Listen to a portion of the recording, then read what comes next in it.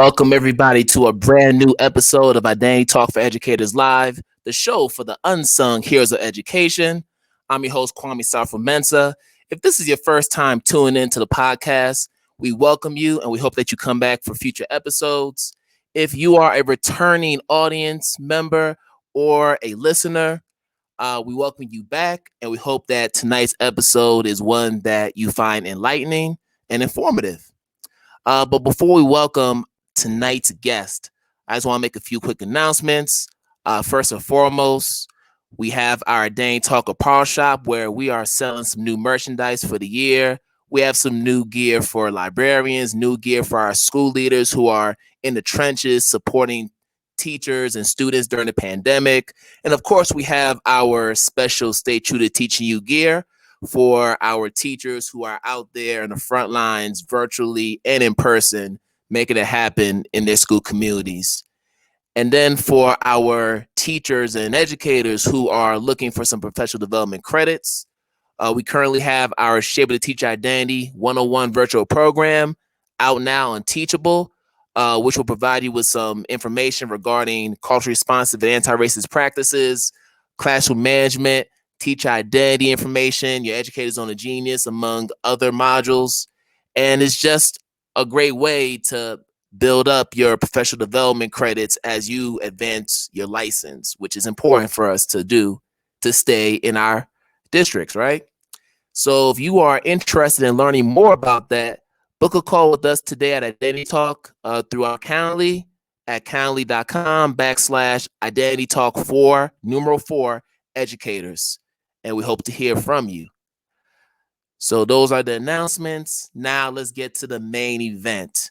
And tonight, I'm just so excited because I'm going to be talking with one of my favorite people to follow on Instagram as far as educators are concerned. Every time I get on Instagram, I just get inspired by just her lives, her quotes, just her insights. And she is somebody who, you know, admittedly is not someone that is, you know, she's still trying to get comfortable getting in front of the camera, but, you know, she's combating the fears today. And I'm excited to have her on. She is an educator. You know, she's down in the 305, you know, Miami. And she's a visiting professor at Florida International University. And we're going to get into a conversation just regarding just teacher education, but within the context of culturally responsive pedagogy, but also with the infusion of hip hop education, which is one of her many specialties. So without further ado, I'd like to bring on Dr. Courtney E. Rose to the podcast. So we're going to welcome her right now. Hi. See, I put the E in there. I emphasize the E. Respect. Thank you. I appreciate that. Yes. How you doing? I'm good. Thank you for having me. Very excited to be here with you tonight. This podcast is definitely one of the top ones on my radar. So I'm very excited to be here. No, and that means a lot coming from you. Now, I appreciate that sincerely. But let's get right in because there's so much to talk about. Yes. So first question I always love to ask my guest is to tell us a little bit about yourself and what ultimately brought you into the field of education. Yeah, so I spent most of my education in South Florida. So I grew up in Broward County, very close to Miami, where I am now. And I was not going to be an educator. I was going to be a journalist. I wanted to start like a magazine for like specifically speaking to the experiences of Black teenagers, Black teenage girls, especially. And that was it. I was convinced. I went to college, the University of Florida, go Gators. And I was a magazine journalism major. But I found that my voice was not really being utilized in a way that I really connected with. I felt like confined and limited and constrained a bit. And I just wasn't finding the joy and the passion that I thought I would find in this field or even studying it. And so I joke and say I was a professional summer camp counselor at this time because I'd worked out as a summer camp counselor since I was like 14, 15. And I was back home and we take the kids on a sleepaway trip. And I was feeling kind of anxious because I had to go back to school and I wasn't excited to go back into another year of this journalism program. And I was talking to one of my bosses and he was like, why don't you do this? Like, you come alive when you work with kids. You are so natural at it. He was a teacher himself and he was like, you are meant for this. And he wasn't the first person that told me that. Many of my family members had told me that. I felt it to a certain degree, if I'm being honest with myself. Right. I come from a long line of educators and or people who have worked in schools. But it clicked when he said that. For some reason, it clicked. And I changed my major the next week when I went back to school. And that's it. It's been the journey from there. Wow, and that's awesome. So in your family, I know your mom is an educator and she's also a doctor. So I want to make sure we point that out. So it's definitely in the bloodline. Definitely in the bloodline, for sure. So let's fast forward. So you finally realize, okay, I want to be the educator. And then you then do your doctoral work at the Teachers College at Columbia University. Now, I have to say this because I feel like with the Teachers College at Columbia University, you talk about Black educator brilliance. I mean, from, of course, Dr. Chris Emden, you know, Dr. Yolanda Seeley Ruiz, you know, even my sis, Shauna Brown, Teach for the Culture, went through Teachers College. So many great educators who are my favorite people to follow went through it. So I want you to tell me, what is it about Teachers College at Columbia University that's so special, particularly for Black educators, in your opinion? So for me, Columbia represented a lot. I have a lot of family connections there, but I think being there, there's a sense of people actually wanting to engage in the conversations that need to be had. I think, you know, probably a lot of that has to do with the fact that it's in New York, which is a city where people are having these conversations all the time, walking down the street, on the subway, what have you. You're hearing this, it's brewing, it's just a part of the culture and the environment there. But I think, and particularly in the time that I was there, the students were hungry for this kind of dialogue, and we were really pushing the professors deeper into it. So people like Chris and people like Yolanda and people like, you know, Dr. Ernest Morel, who was on my dissertation committee, and, you know, others, and Dr. Michelle Knight Manuel, who was in my department. You know, they were there and we came in and we were ready to have these conversations, and they supported and nurtured that. There's really a community of professors who are about this work, you know, and when you find them and they find us and we latch on to them, they nurtured that in us so beautifully and so powerfully that I don't know if it's a product of the city or a product of just like-minded people coming together in one space and holding on to each other and supporting each other. But the environment I felt nurtured there in many pockets of that community that in a way I hadn't in many other institutions that I'd been a part of. Wow. And, you know, you went through that process, became a doctor, and, you know, as you know, and as the whole world knows, you know, past few weeks, we've had some recent controversy regarding just our first lady, Dr. Joe Biden, and how there was an op-ed out there pretty much questioning her credentials as a doctor. So I think first and foremost, it's pretty well documented that there is sexism in academia. And women have been victimized and subjected to it for a long time. But then when you look at the intersectionality of it, and you know, put Black women in academia, you know, in that equation, that's another layer that, you know, we have to unpack. So I just want to know from you, as a Black woman in academia who went through the journey to professorship, right?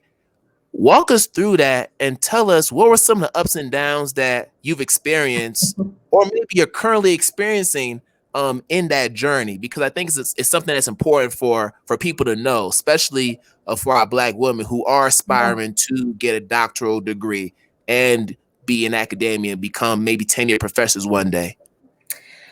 So any of my friends who are listening to this are already smiling and laughing because they know my relationship with the academy is I don't want to say love hate, but it's tense at times, you know. But because all of the things that we talk about our younger Black students and teachers in K-12, all the things that they experience, none of that is different. It's just more of the same when you're pursuing your doctorate specifically, and especially when you're doing so in these institutions that are so deeply steeped in for lack of a better word, capitalism and white supremacy. When you look at the walls and it's just every professor, every past president, every past dean, every past provost is white, and you're walking through like, where do I fit when you walk into your classrooms and you're one of a few or the only one. When you have trouble getting your research approved or finding someone who supports your specific angle on your research or seeing it as particularly valuable, all those things, right? They all exist. And so when I graduated, I was like, do I want to really go back for another round of this? Because there are tons of books and tons of articles talking about the ways in which Black professors have a really hard time finding jobs or making it through the hiring processes at various universities and institutions, that have trouble having their voices heard and valued on committees and in department meetings and things like that. So I was honestly asking myself, do I want to sign up for another round of this? Right. And I found a path that worked for me. I went in as an adjunct first. I talked about this a little bit on my last live, but I went in as an adjunct first, and I was working at 2 institutions, and I was just kind of feeling it out. Really got to prioritize the aspect of it that I love the most, which is the teaching. And so that I got to feel a little bit of it. I got to ask questions. I got to learn kind of what people prioritize in these spaces, what people value in these spaces, and at this level of the game. Was definitely leaning heavy on my support system. My mother, who was a professor, my Yolanda, Chris, just leaning heavy on them, asking the questions about what I should expect and how I should move and the kinds of questions that I should be asking and the type of people I should be reaching out to. And then I, got this position as a visiting professor at FIU, where I am now. And I have to say that there are some really great things going on. And I'm feeling really inspired and motivated by the types of conversations that are being pushed and the types of dialogue that my colleagues are willing to have and are pushing to have. I'm certainly motivated by the energy coming from my students. And that inspires me on a daily basis to keep bringing my game stronger and stronger every week and every semester. But we still face the same battles, where certain classes that we know are pushing and firmly situated in conversations of social justice and racial equity get scrubbed from, requirements and get from curriculum. So we're still fighting the same fight, just in a different space. And so, Nipsey said it best, the marathon continues, and I'm still here fighting, just in a different arena.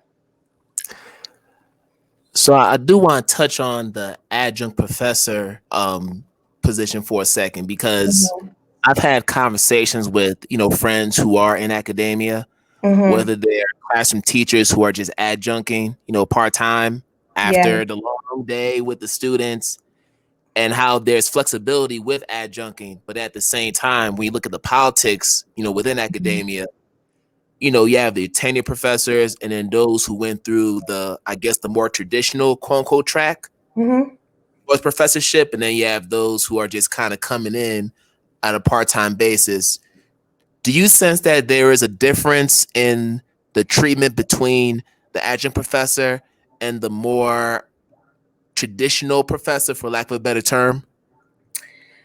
I mean, certainly there's a difference in because of the level of engagement you are encouraged to have, and in some cases allowed to have. So, you don't get invited to the department meetings and those kinds of things unless somebody invites you for whatever reason. Usually you don't get a vote on certain policies and practices and things that are going on in your department or in your college. You may not even be privy to them. I certainly wasn't unless I asked somebody. And the person who actually brought me in at FIU, she has always done a really fabulous job of keeping me in the loop and making sure that I know what's being spoken about and how it affects me. So I'm grateful for that. So I think to that end, yes, there is definitely a different treatment. Certainly we can talk about the pay, which varies, right? With some universities, I think compensating people quite well for the fact that you don't have to do those things like go to meetings and be on committees and things like that. And others, they should be ashamed of what they're offering professors because at the adjunct professors, because at the end of the day, you're still doing planning, you're still coming in and implementing, you're still working with, sometimes there was one semester adjunct and I had just as many students that I have now. And so, it was 135 people across 4 classes. So, it's a lot. And so certainly there are huge differences, but I think there's also freedoms. There's freedoms to engage with students as the priority of your work in a different way. There's opportunities to engage in other lines of work. So you can put a lot of effort in some of the other and time into some of your other projects. You can just make yourself available to your students in different ways. So there's pros and cons, and you just have to figure out if it works for you financially and if you feel like you are engaged with the university in the way that you want to be. And are you able to do that? Right. And I want to stay on that for a second because I know in recent weeks, if people who do follow me on Instagram, they know where my stances are in terms of what we need to do with teacher education, how it needs to be changed, how we need to focus on decolonizing as opposed to just diversifying. Because guess what? You can, because you could diversify all you want, but you know what? That's just a way to perpetuate tokenism that happens in so many of our teacher education programs. So I'm just wondering, in terms of just the rules of engagement, because you being a visiting professor, as many people are in these different institutions, whether it's PWIs or HBCUs, right? I guess I want to know what are some specific actions we can take to decolonize the way that we do teacher education in these programs, whether it's a residency like a TFA, which I know you were a part of early on in your career, or just a traditional teacher education program within an institution of higher learning. What are some ways we can do it, within your capacity as a professor? But let's say you may not be a professor, you're just a regular teacher. What could we do? So I think that there definitely needs to be more conversations between the higher ed and the K-12 space. That's number one. I don't think that there's enough communication and dialogue between the teachers who are on the ground in classrooms and the professoriate who is preparing the new group of teachers to come in. Certainly hiring practices need to be looked at as far as who are we recruiting to be professors and what do our hiring practices look like?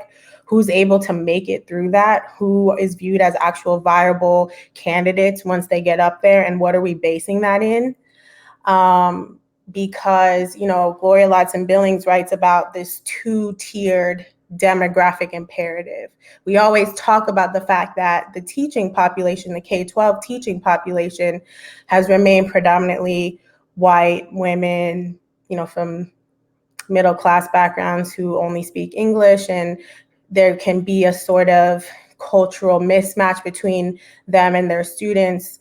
But the same thing is happening up in the professoriate and probably in with a greater disconnect, because then we have more people who are falling into middle upper class, the middle upper class sector of society. And haven't even been in classrooms maybe since they graduated or since they taught, 10, 20, 30 years ago. So they're becoming more and more distanced from the environments that they're trying to prepare teachers to go into. They don't really have that same connection to the realities that our students and teachers are facing on the ground in schools. And so I think we need to look at who we're hiring, who we're deeming experts in the field. That needs to be broadened and widened, what we deem as valuable qualities to bring to a university.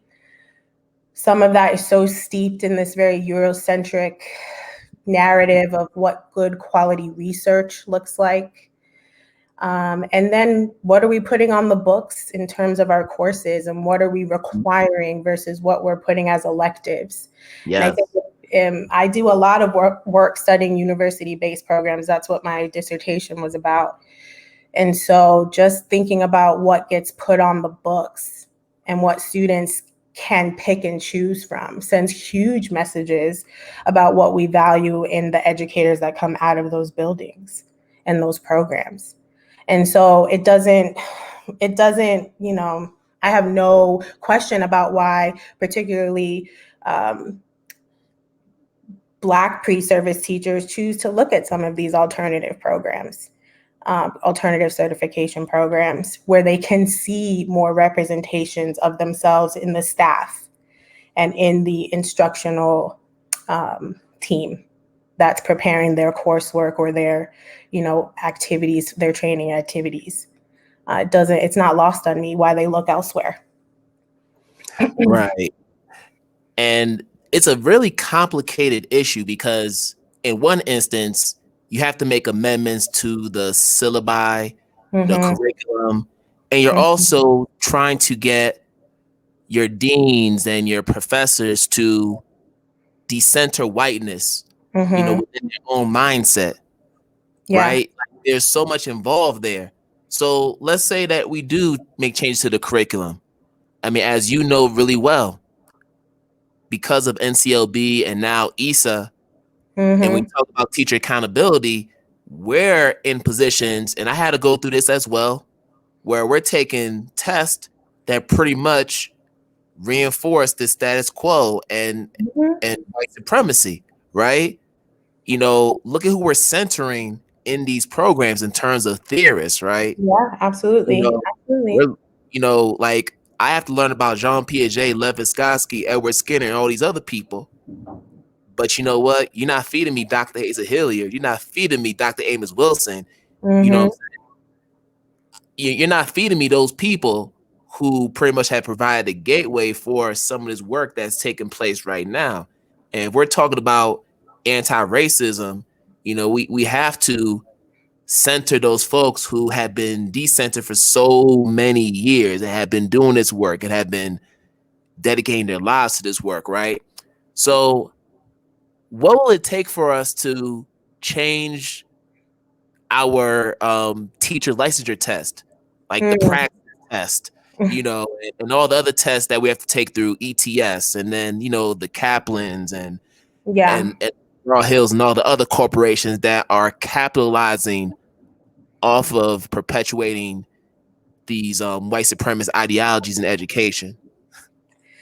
I mean, it has to be, I think data is something that gets a bad rap in sort of these things, but the number one thing that kind of, as I was expanding what I was doing in my own practice as a teacher educator now, I don't look at it as you either get this or this. We're going to look at it all because we'll be able to better critique some of the dominant voices and perspectives that we've been force-fed for so long once we layer in the other voices, the other perspectives, and the other experiences, right? So I do a lot of both both and. We're still gonna look at some of the things that they tell you should be the valuable stuff that you walk away with, the Piagets and all that, but we're gonna also bring in the Chris Endens or the Yolanda Seeley Ruizes, because I think we even, pigeonhole ourselves into who are the top people we should be reading. They skim off the top. Like, these are the Black voices that are worth reading. These are the Black perspectives that are worth knowing. And we even get a limiting there. So I bring both of those in. And what shows is how the students respond to the class, how the students, what they say on my course evaluations, what they say, how much my class fills up every semester, right? Those are the things that speak to people. And then that's going to trickle down into the shifts and the changes that we see with our Black and brown students in the classroom. And so I think that it has to start with this mentality that if we want to see this show up in other places, we have to fight for it now, even if we don't know how it's going to end up. So that's what I always tell people, like, I'm going to do this work the way that I know it should be done now. And then hopefully the change comes because I'm building this, critical mass of people who's going to go out there into classrooms across the country, or maybe even just across my state. I don't know. I don't teach only students who are in Florida, but across the country, and make waves with their students. And eventually you're not going to be reaping benefits from only focusing on these things, because the people are going to be asking and looking for more. And so I think, in order to make, and see the changes that we want, we have to just do it. We can't wait for them to say, we're going to make this the official thing that you need to know. When you come in my class, you need to know these things, right? When you come in my class, we're going to prioritize those things and those voices and those perspectives, because they're important. And because if you don't know them, how can you teach Black students who represent those voices or who have those voices and experiences in their daily lives? And so I think the shift and the change is not something we can wait for, but we just have to do it and watch the waves, No, absolutely. And I believe that the shift is already happening 100%. as a result of social media. 100%. I mean, just all the dope people who are just doing this work, within their different capacities. I mean, just look at the different conferences that are being birthed as a result of what we're talking about right now. And it's just beautiful to see, because there was a time where you couldn't see this on social media. There was even a time very recently where you had Black folks complain about the fact that, let's say white conferences were not, inviting, Black teachers and Black educators and professors, into those spaces. Yes. But they're talking about subject matter where a lot of these folks are expertise, within that, right?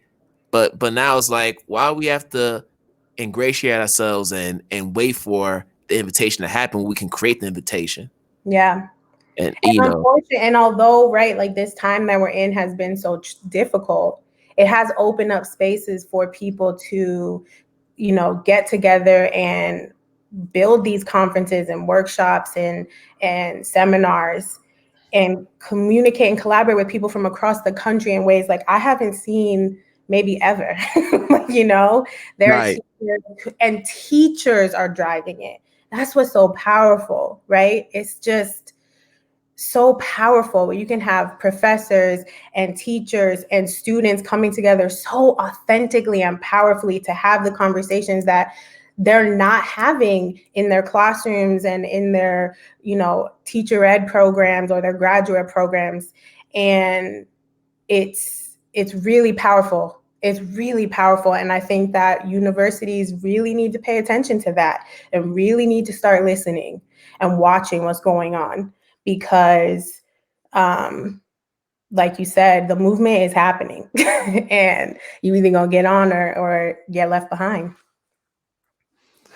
No, and that's something that just like school districts, follow trends, which then translates to dollars. Universities, PWIs, they do the same exact thing. Yeah.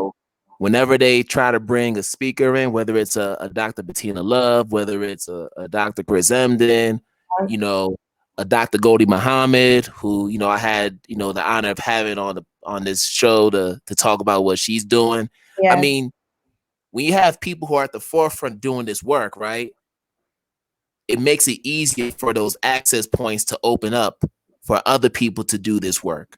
Yeah. Because now they're like at the forefront.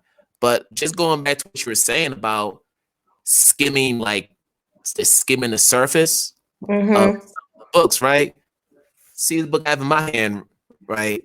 Now, this is probably a whole different episode of the podcast. Yes. There's not enough time to unpack this, but what I try to tell people to do is, okay, there is some good information in this book. It's a great introductory point for folks who are just oblivious to what's going on in terms of racism, especially if you're a white person, right? But here's a part that we have to push people to do. All right, if you're going to read this book, check this out. Go to the notes section. Right? Like, look at all these articles in here that you can open up. And I know that for you, you have a whole archive of articles. And that's what I love about you. You always hit us with the articles, the op-eds, the case studies. It's in these books as well, but how many of us are actually looking at the notes section to see the different works that are referenced? I mean, as I'm looking at this, I see, Dr. Kendi. I see France Fanon, right? Like, how many people know about France Fanon? Yeah. But it was being referenced. Yeah. By a white woman. Yeah. And what you're doing is something that's like, in talking about, a lot of what I talk about is accessibility, like what kinds of tips and tricks and just understandings are passed on and who gets access to that information, which is why a good part of my platform is like, this is what I do to like make sure I'm up on game. So I want to make sure that and I learned this from the educational opportunities that I was privileged to have, like, just what I was privileged to gain. And so going into the notes, going into the references, going into the bibliography, whatever you want to call it, that is how you get some of the gems. And that's how you get some of those voices that don't rise to the top so often, because they get, way down or buried in the reference list, in the notes. And it's how you can begin to diversify and decolonize, just transform your syllabi. Just transform it, because the other thing is we're all using the same text. We're kind of, the message gets stale when that happens. And so go into the notes. Who's inspiring your favorite scholar? Who's your favorite scholar's favorite scholar? Like, get in there and read it all. And that's just, some of it is, not as accessible as I'd like, which is why I said the Google, set those Google alerts, because they have for some reason, a lot of them come back as, accessible PDFs. But that is such a pro tip. Like, get in the bibliography, in the references, and dig in, because the gems are there, the power is there, the keys are there. Right. And I think that's one of the issues that I have. And that's what perpetuates this appropriation that takes place over social media, because people say, you know what? Like, I read the book, now I'm ready to talk about it. But it's like, no, you didn't. You read the book, right? The finished product. But guess what? Did you go through the skeleton of this book? See what I mean? Like, did you go through the skeleton of this book? Because and just to give you another example, like Dr. Bettina Love, we want to do more than survive. If you know Dr. Bettina Love, you will know that just through reading the book, there's bell hooks influences, There's Yes. Paulo Freire influences. And if you don't know who those people are, you got to read up on them. Yep. Get up on your game. Like, Yep. you can't just read Dr. Love's book and not read Bell Hooks and Paulo Freire. Like, Absolutely. right. Like, you have to follow that chain of scholarship. It's true. It's facts. I mean, it's really true. And also, you won't have the depth that you need to then translate it and transmit it to someone else. You just won't. You No. might as well just tell your students to just read the book and that's it, because you don't have the depth that's necessary to really get in there. And also, a lot of that stuff, it puts you through the necessary self-work that you need. When you read about Hooks or Paulo Freire or, Frantz Fanon, it wakes stuff up in you that you didn't even know was sleep. You know what I'm saying? And so Bettina's work is going to do that too, but you need the work that woke Bettina up to wake, to wake all the way up. And so that's, you're not done. And I think Bettina Love and they would all say the same thing. Like, don't stop here. Keep going to the depth. No. You need the depths. Yeah, and that's really the whole point, because I'm really much into intellectual property, and I'm all about giving people their flowers. Yeah. I try to do it before they're gone. But for a lot of people who have pioneered this work, they're not here to see the benefits of their labor and the movements that have taken place as a result of that, right? Yeah. Like James Baldwin. Like, I tell people all the time, one of my favorite pieces from James Baldwin is A Talk to Teachers. We talk about activism. Yes. We talk about just using your teacher voice, building agency. That piece, which is about maybe 5 pages long, is a powerful piece. That should be in every teacher education program.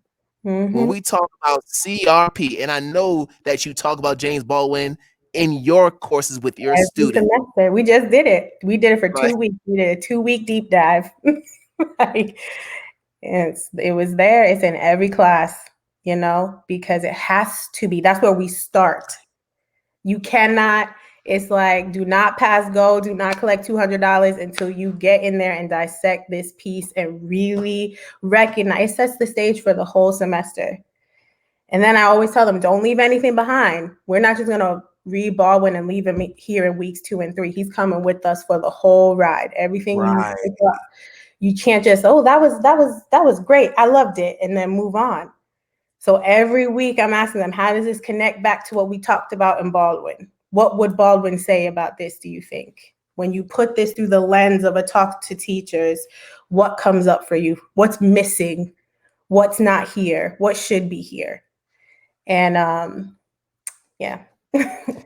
Yeah, it just provides context to what's happening.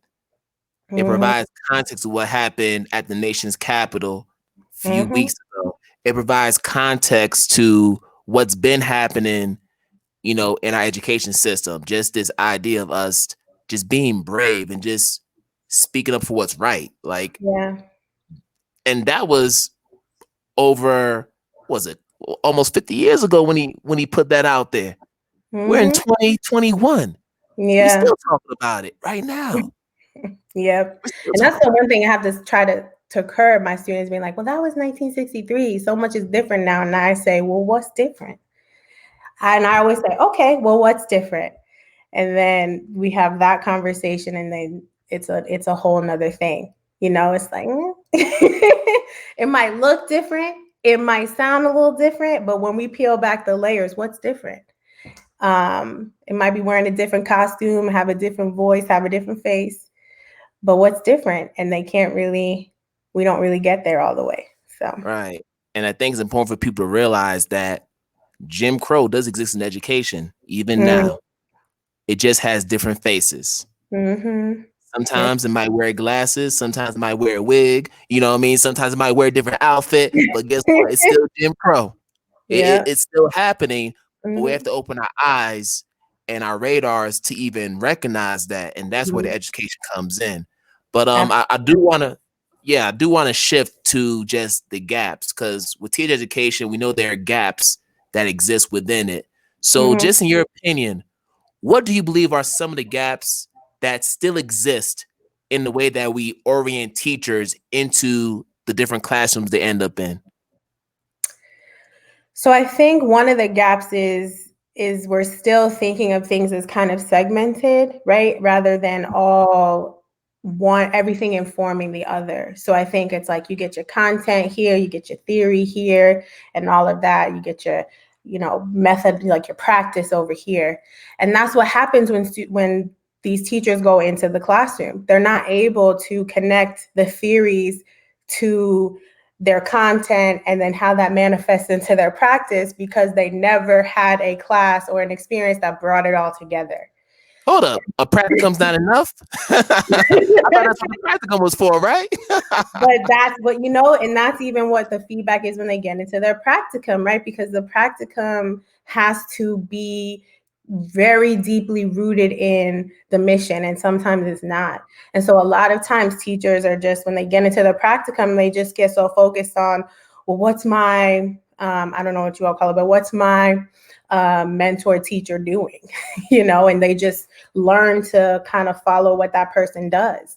And so it's just that theory practice gap is the one that is continuing to plague the teacher education field right now, and continuing to reveal itself once we send teachers out into classrooms. They getting all this great theory and they're like, yes, I love it. They feel inspired and motivated. And then they get in the classroom and they're like, I don't know how to put this into practice at all. And what's missing to me, what makes that connection more difficult for them to make, is we don't spend enough time on the self-work. We don't spend enough time on the self-work. There's not enough reflection. There's not enough discussion about, how did I experience these things? How do I think about these things? How do these things manifest in the ways that I engage with people in my everyday social life, right? How do these things manifest in how I talk about people, how I talk about experiences? Because that is all showing up in your practice. And so if we don't do the self-work, if we don't understand the messages that we've internalized about ourselves, about education, about the world around us, about other people, about race, about gender, about any of it, then the theory is just going to be something cool that I read. And when I get into my practice, I'm just going to lean on what I saw when I was in, if I'm a fifth grade teacher, I'm just going to lean on what I saw from my fifth grade teacher. Because to me, that's going to be the only thing I have to hold on to. Wow. And so I spend so much time with my students, to the point where they get aggravated with me at times, saying, but what does that mean to you? Like, what does that mean for you? Right. What experience did you have as a K through 12 student that speaks to that? Did you? And then if you didn't have one, why? What about your identity shielded you from that? Right? Or kept you from having to see that until I forced you to look at it? Because that is what you're going to take with you into the classroom. That is what you're going to put back into your students, white or Black. That's what you're going to give to them. Wow, Dr. Rose. And this is why I started my consulting firm. This is why it's called Identity Talk Consulting, for that very reason. And I don't know if you can see the tagline, staying true to teaching you. Like, 100%. See what I mean? And this is why we got the gear. This is why it's all about this right here. Yes. We have to get our teachers to recognize that, because so many times in our practicums, we find ourselves just trying to take that template that the mentor teacher gives us without realizing that teaching is an art. That template you have is a blank canvas. And it's up to you to craft that portrait into the image that you want it to be. Right. And a lot of us don't recognize that. And I want to find out from you, Do you believe that it's the way that our school districts are structured? Because I know for me, I've taught in a charter school, I've taught in a public school, like a public district school, because there are some charter schools that are public, so I'll make sure I make that distinction. Mm-hmm. And I know that when I was at the charter school, I had more autonomy in terms of my pedagogy, the curriculum. I was creating my own scope of sequences in the summertime because all they gave me was Common Core standards. Mm-hmm. And they said, you know what? Go ahead, Kwame, you go ahead, rock with it. You go ahead, create your path. All we care about is just the benchmarks and those test scores at the end of the day, right? Yeah. But then I go to Boston and, first time in the public school district, they already give me a scope of sequence for the entire year. I'm like, hold up, you already did the work that I've been doing all this time. Mm-hmm. And it felt unnatural for me because I need the autonomy to do my art. Yes. Like, yes. the shackles gotta come off of me so I could be me. I gotta do me. Absolutely. So, I worked in a public charter, like a public district charter school. I worked at a public school and I worked at a private school. And the level of like I've seen all the levels, right, of teachers who just have literal full reign over every single thing that happens in their rooms. To I have to just get every single aspect of my lesson plan approved, every detail, every word in the public school, and have constant invasions of my space and climate. I can't even build one because somebody's always just popping in and telling me what I should be doing without even really knowing the relationships that I'm trying to cultivate with the kids. And there's no sense of, literally being handed lesson plans that somebody I don't even know created, And so absolutely, I think that. And I think that it's important to something that you said made me think of something, and then I went through my journey and I kind of lost it. But I think it's important to remember that I'm so mad at myself because I went, my journey through teaching was a lot. And so when I go through it, sometimes it takes me to different places emotionally, and I got very lost in it. But I think it's absolutely designed to make sure that teachers themselves feel like they don't have a room for their voice. And when I don't have a room for my voice, how can I be empowered to help you find room for yours? There it is. I'm finding it, right? And I tell teachers all the time, when you justify doing things that limit your students' ability to authentically express themselves, a lot of times that comes from years of justifying the limiting and diminishing of your own voice in that same system, right? And so if I have been constantly taught to fall in line and just do what's on the paper, and I've found ways to justify that, then when I'm asked to do that to the students in my room, I'm gonna be more readily available to do that, or readily able to do that, right? It's the hurt people, oppressed people, right? And so I tell teachers all the time, when you sit here and you find ways to say, well, this is just how it is, then you cannot turn around when you feel like administration or district or state officials are listening to you and say, come on, you should be listening to me. Y'all we need to have our voices heard. That's just, and get mad when they say, that's just the way it is. That's how it's structured, right? That's what we do.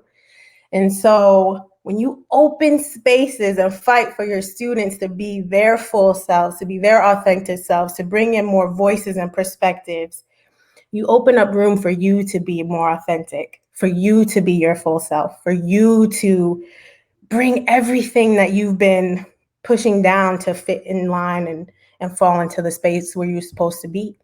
And so I laugh because so many of my college students, I don't have like formal essays or things like that. I want them to just freely speak. And I always get so many emails like, Dr. Rose, well, what exactly am I Like, what's the structure? I don't care. Make me a podcast, make me a video, make me some kind of artistic representation, write me a song, something that tells your story in your voice, because this class is about figuring out who you are in the context of your work. Come on. Right? So many times as teachers, we're taught to figure out how to put ourselves, make ourselves fit into something that's already there. I'm saying figure out who you are first and then build your practice around that. Yes. Because that's where the magic is going to be. And when I tell you, by the time some of them get through the whole, like, I just feel safer in a traditional paper. Why? Why do you feel safer there? Let's unpack that. Right? Why do you feel safer there? You don't talk like this when you're with your friends. I want that person. I want that person, because that person is going to be able to pull that out of a kid. That person who's open is going to be able to open up a kid. So we don't, I'm trying to be, and then they ask me, well, I'm gonna have to go into a school that wants me to shrink back down. And we talk about how we can navigate that. And so, I'm in the business of opening people up. And I've always been that. So that's what I do. Wow. First off, where's the collection plate? My goodness. Where do I start? Well, listen. Here's what's crazy about education. In so many of our circles, we talk about this idea of agency. How many times do you hear the word agency in our programs, right? In EduSpeak. And yet,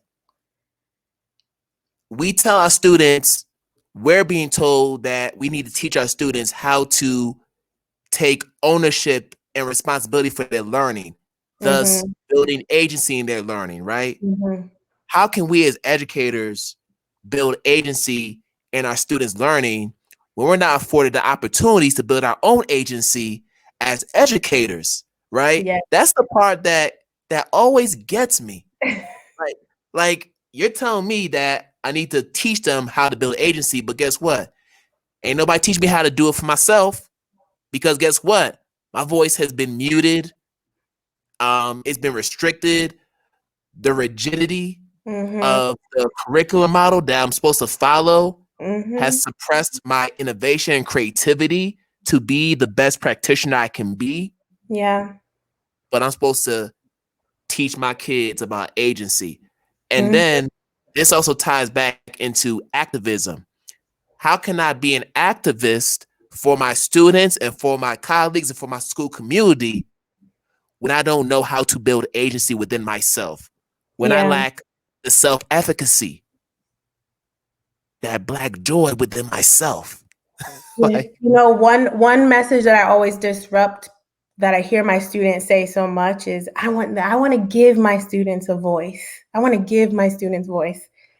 And I always tell them, your students already have one, right? So what if your focus was not on giving your students a voice, but empowering them to use the one they already have?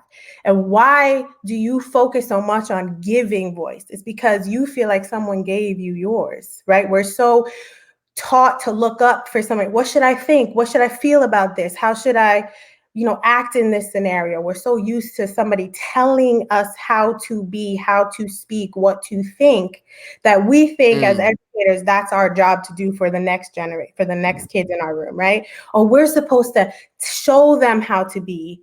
We're supposed to give them the voice. No, they have it already. Your job is not to give your kids their voice. It's to pull it out, right? And so I always stop that state phrase is not allowed in my class. And as soon as I see it, I just ask, well, what would it look like if your job wasn't to give a voice, but to help students use it more authentically?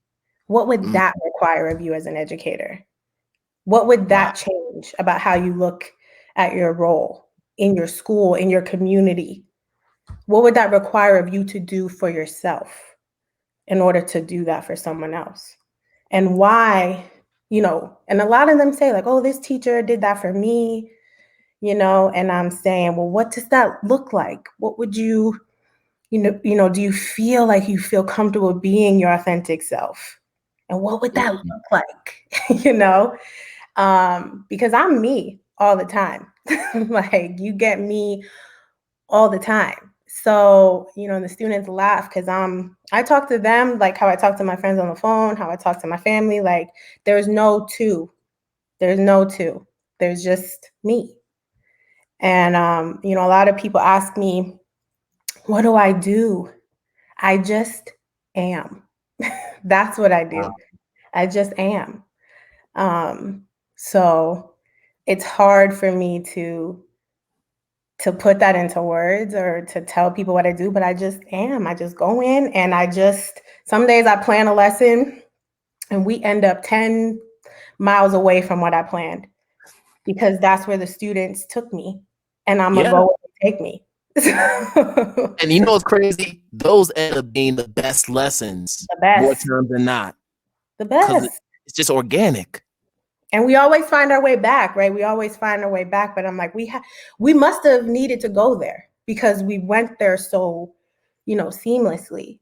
And so, I'm not an over planner. I do prepare, but I'm not an over planner. And some people find that frustrating, but especially dealing with adults, teaching adults, I have to leave room for them in my teaching. So. Wow. Wow. I don't know how you follow up with that. It's like you're just dropping 16 upon 16 upon 16s. You know what I mean? Like, wow. But we have to give our teacher candidates voice because they should not be coming out their programs asking the questions, right? And what you mentioned right there is the antithesis of Freirean ideology, right? Because if anybody has read The Pedagogy of the Oppressed, this is exactly what Paulo Freire talks about. And he uses the term banking, where it's like, okay, I'm going to just feed you all this knowledge because guess what? I know everything. Y'all don't. So y'all going to listen to me while I give you this knowledge. I'm just going to give it to you. As opposed to this reciprocal relationship where, okay, I'm going to learn from you. You're going to learn from me. We're not going to fall victim to this rigidity of the curriculum and the lesson plan and the objectives that are posted nicely on the board for the evaluators to come to check me out. Like, we're going to do what we need to do. And if we can get more of our teachers to do more of that work, they're going to be more confident in what they do. And then that's how they're going to build that self-efficacy. And then in turn, our students will build self-efficacy and realize who they are. Yeah, absolutely. And the funny part is that the students often connect because it's not a lack of covering the content. It's just the way you cover it that's different, right? It's a starting with the student and then figuring out where the content fits them versus starting that with the content and figuring out how students can insert them into that, right? Themselves into that. So it's just start where you start is different. And when you start with me and then lead into my connections with the content, it's so much stronger than if you start with the content and try to have me buy into it. Like my number one pet peeve is the quote unquote culturally relevant hook that like is supposed to like bring kids into the lesson. Come on. And then once you get them in there, you rip that hook out and it's just the same old crap that we've been doing. It's like the bait. It's like bait. Don't let me see it. You know what I'm saying? So that's my number one pet peeve. We're not hooking kids, right? We are building lessons around them and with them and through them. Like, you know what I'm saying? Like, if you don't start with them, then you're not really going to end with them either. You're not really going to end with them either. And so I just find that the connection is so much stronger. my students, my adult students, their connection with the material is so much stronger because the material is them. We're just using these other people to give us some things to hold on to, some things for us to think about, some things to process, some language that we maybe didn't have before that helps us to make sense of the things that we've always experienced. But it's them. You know, I teach a class called Cultural and Social Foundations. We are cultural and social beings in this world. So we're going to be talking about the human experiences that we go through on a daily basis. Every single thing that we cover in my class is aligned with the aspect of our identity. I'm not going to talk about it disconnected from you. You know, I can't. And so for me to just sit up there and lecture and spit some jargon at you and all that is disingenuous. It's misaligned to the name of the course. So we have to talk. We have to get in there and get messy. And I tell them, you know, you're going to be uncomfortable. I might be uncomfortable at times, although it's very difficult to make me feel uncomfortable having these conversations, but okay. But, you know, we're going to get in there. It's going to get messy. And that's one thing as educators, we can't be scared to get a little messy sometimes because this work is intense. We're like, as we talk about art, artists come out covered in their medium. They come out covered in paint, covered in clay, covered in it because they are so deep in it, you know? And I guess that's how I feel about the way I approach it too. Yeah, and man, whoo. Wow. I can't wait to listen back to this episode for sure. But yeah, it's just so many gems. This is why I had to bring you. This is why right here. But I just, you just said so many things. And I think when you mention cultural and social foundations, I like to call it cultural literacy, right? Yeah. Like we talk about hooks. Hooks are inauthentic, right? They don't really speak to who the person is. They don't draw from the inventory of that learner. But when you talk about foundations, we're talking about, all right, I need to make the investment in learning about my learners and taking that and using it as a vehicle to drive my pedagogy, to drive my instruction, and to inform my lesson planning. And when I need to make an audible in the middle of the lesson, I can draw from that same source to do that. 100%.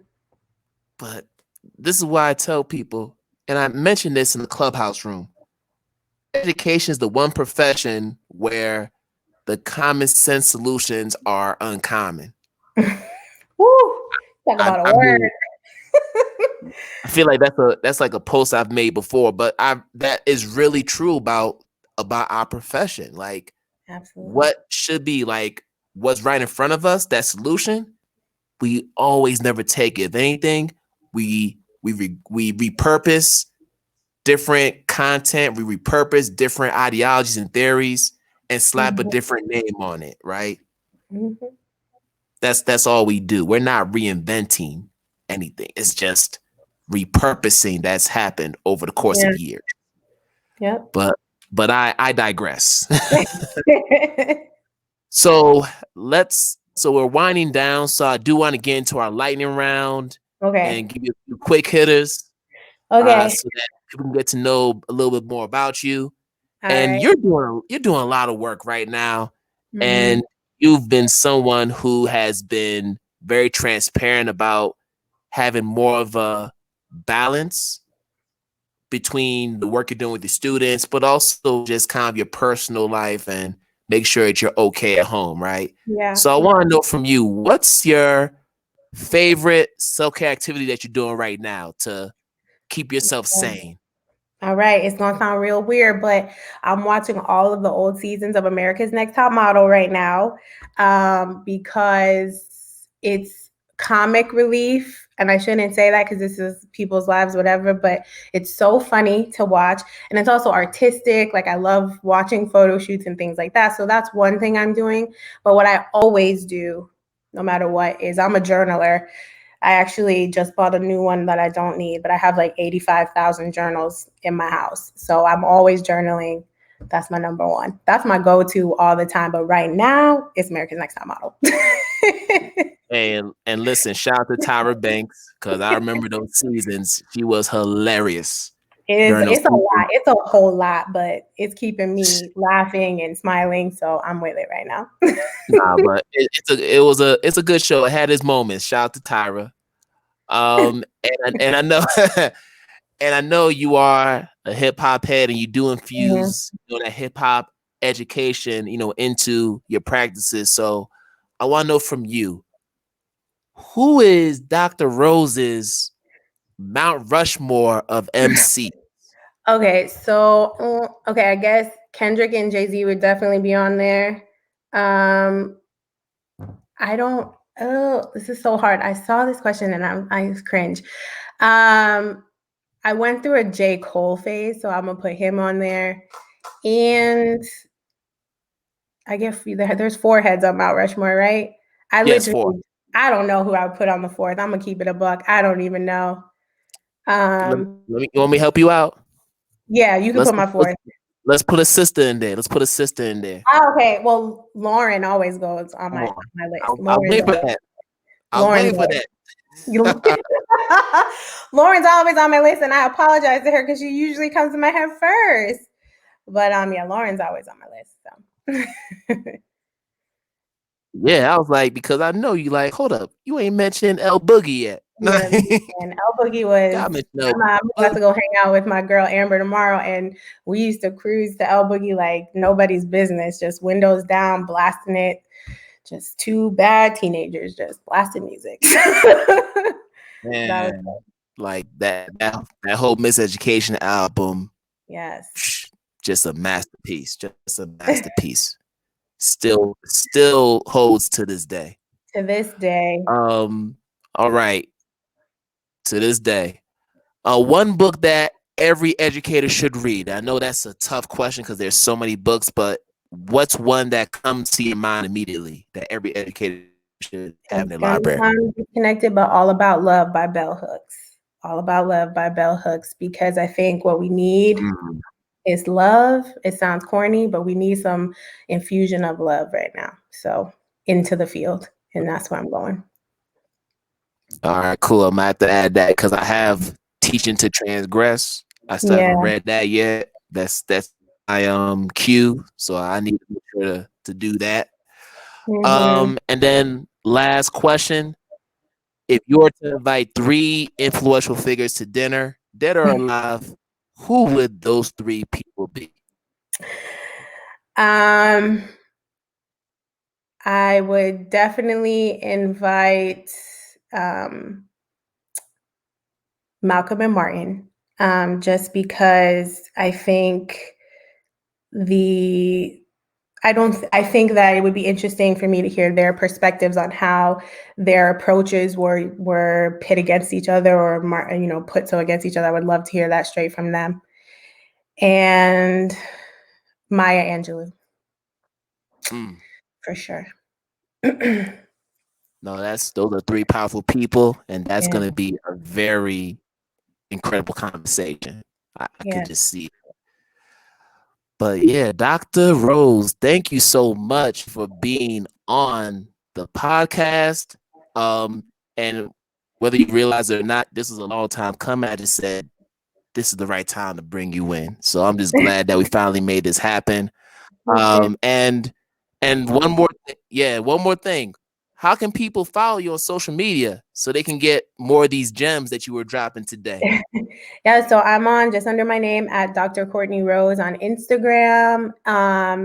And you can find my consulting page at ivyroseconsulting.com, where you can inquire about services. I provide whole group and individual sessions on culturally relevant pedagogy, reflective teaching, and creating student-driven classrooms. So that's what it is. There it is. So Dr. Rose, thank you so much, and hope you enjoy the rest of your day. Thank you for having me. This was great. Enjoy your day as well. All right. Thank you so much.